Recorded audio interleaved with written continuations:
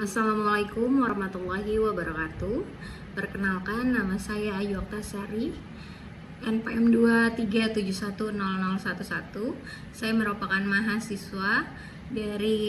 mahasiswa Magister Manajemen dari UM Metro. Pada kesempatan kali ini, saya ingin sedikit menjelaskan mengenai bagaimana analisis kinerja portofolio saham perusahaan pada sektor jasa penerbangan di beberapa negara ASEAN berdasarkan jurnal Iftikhar Arif dan Nur Oktasari. Baik, latar belakang dari penelitian ini adalah dampak signifikan yang dialami oleh perusahaan penerbangan di kawasan ASEAN akibat pandemi COVID-19. Pembatasan penerbangan domestik dan internasional menyebabkan penurunan pendapatan yang drastis bagi maskapai penerbangan seperti Garuda Indonesia, AirAsia Berhad, Bangkok Airways, dan Nok Airlines. Penurunan pendapatan ini mempengaruhi kinerja saham perusahaan tersebut, sehingga penting bagi investor untuk mengevaluasi kinerja portofolio saham guna menilai potensi keuntungan investasi mereka.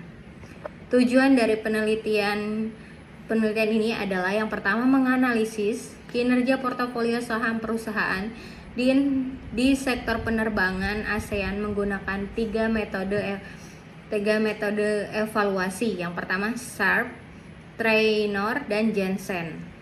Kemudian yang kedua, mengidentifikasi apakah terdapat perbedaan hasil antara ketiga metode pengukuran kinerja portofolio saham yang digunakan. Evaluasi kinerja saham dalam jurnal ini dilakukan dengan menggunakan tiga metode yang tadi, Sharpe, Traynor, dan Jensen. Setiap metode memiliki pendekatan yang berbeda dalam menilai kinerja portofolio. Yang pertama, untuk metode Sharpe ini mengukur kinerja berdasarkan rasio antara premi resiko portofolio dengan standar deviasi portofolio. Semakin tinggi nilai Sharpe, semakin baik juga kinerja portofolio karena menunjukkan pengembalian lebih tinggi per unit dari resiko total.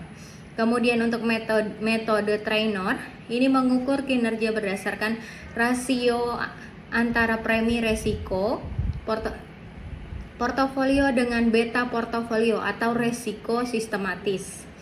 Metode ini cocok jika investor hanya mempertimbangkan resiko pasar. Kemudian yang terakhir, untuk metode Jensen mengukur alfa, yaitu selisih antara pengembalian aktual portofolio dengan pengembalian yang diharapkan berdasarkan resiko pasar. Alfa positif menunjukkan kinerja portofolio melampaui ekspektasi berdasarkan resiko. Kesimpulan dari penelitian ini yaitu yang pertama, pembentukan portofolio optimal pada penelitian ini berhasil membentuk portofolio optimal menggunakan metode indeks tunggal pada saham JI 70 yang tercatat di Bursa Efek Indonesia atau BEI.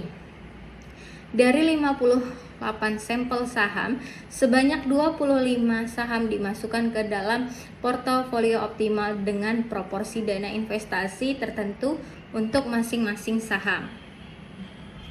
Kemudian yang kedua, kinerja portofolio. Dari tiga metode penilaian yang digunakan tadi, Sharpe, Traynor, dan Jensen, metode Sharpe menunjukkan hasil terbaik dengan nilai tertinggi. Hal ini menunjukkan bahwa metode Sharpe lebih efektif dalam menilai kinerja portofolio pada saham di sektor penerbangan. Kemudian kesimpulan yang terakhir yaitu return dan resiko portofolio optimal, di mana portofolio optimal yang terbentuk memiliki expected return sebesar 6,55% dan risiko portofolio sebesar 2,59% selama penelitian dari Agustus 2020 sampai dengan Mei 2021. Baik, sekian yang bisa saya sampaikan, semoga bermanfaat. Wassalamualaikum warahmatullahi wabarakatuh.